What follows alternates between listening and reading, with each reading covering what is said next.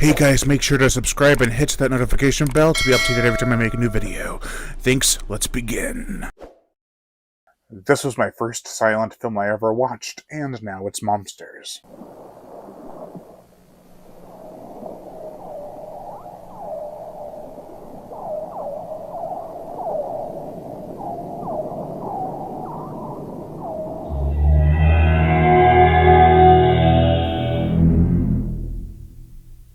The Lost World.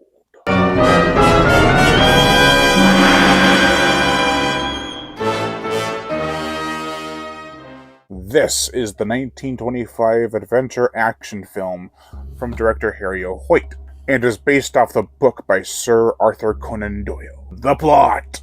With news of dinosaurs living on a plateau in the middle of the Amazon, a professor has come back to London, the only survivor of the expedition. Now he challenges a room full of people to a whole new expedition to prove he's telling the truth, as well as rescue a woman's father who was left behind. They set off and quickly find out if the professor is telling the truth or not. I'll just say he ain't crazy.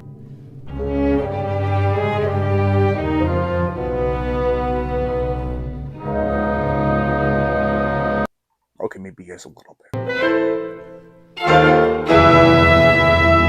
This is an immensely important movie in the history of film. However, it does have some flaws that can and can't be overlooked. For instance, did you see the rock they would have to climb to get to the plateau? That shit is the steepest part of the mountain, proudly. Well, that's separate from the mountain. How? They don't even establish how they got up there.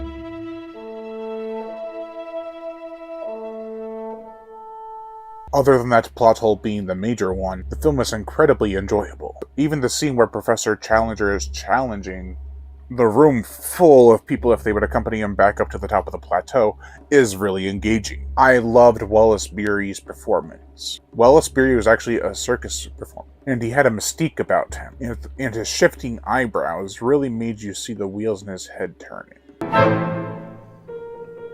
Sir John Roxton, played by Lewis Stone, was a big game hunter, and has some pretty impressive layers to him. He went on the mission to rescue Paula's father for Paula. There's a little scene between them, but soon he finds out that Paula wants somebody else. And that someone else is Edward Malone, played by Lloyd Hughes, who is mostly hired for his handsome features. Malone is only doing this to stare danger in the face to prove to his fiancée, well, soon-to-be possible fiancé, that he can handle himself in dire situations. He eventually falls for Paula, but is still an idiot. There's also a character in blackface which is hilariously racist. Still, I was actually surprised he made it as long as he did. Does he live? Does he die? Watch and find out. Bessie Love, damn, she can act. She isn't able to talk because, silent film, but she conveys her emotions through her facial expressions. Her character of Paula White is in distress, but she isn't turned down from any challenge. I was actually shocked that there weren't any qualms with her accompanying the group and going on the trip. There are an abundance of sets that are very convincing. I couldn't tell what was real and what was fake in certain scenes. And then I found out it was all fake, filmed in California and New York. Still, the stages are amazing spectacles. At the dawn's rise, we feel the sun's warm embrace.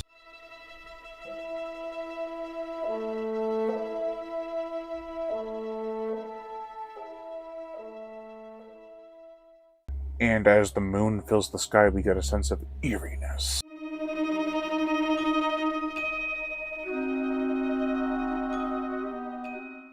What could be lurking out there? There's this creepy scene where one of the dinosaurs, I believe it's an Allosaurus, is stalking the group of people, and you can see his glowing eyes blinking in the night behind the trees. That shit was creepy.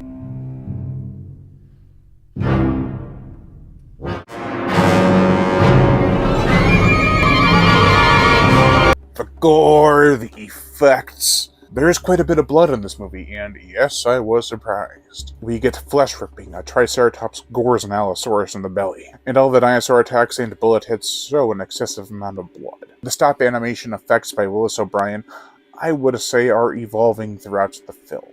They start off decent since there's some great use of split screen, but by the end he manages to have convincing enough stop animation dinosaurs in front of or behind people that are running on the ground. It was probably a visual marvel at that time.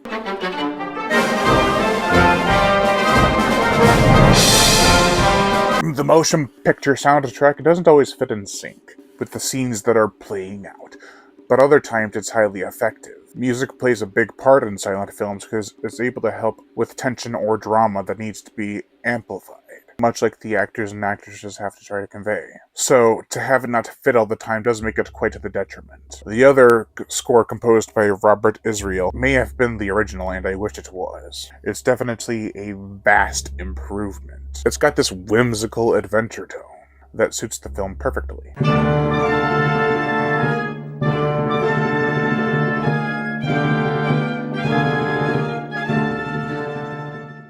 It reminds me of a daring journey across a bridge, made of rope and a fallen tree. Overall, I had fun with this movie even the second time around.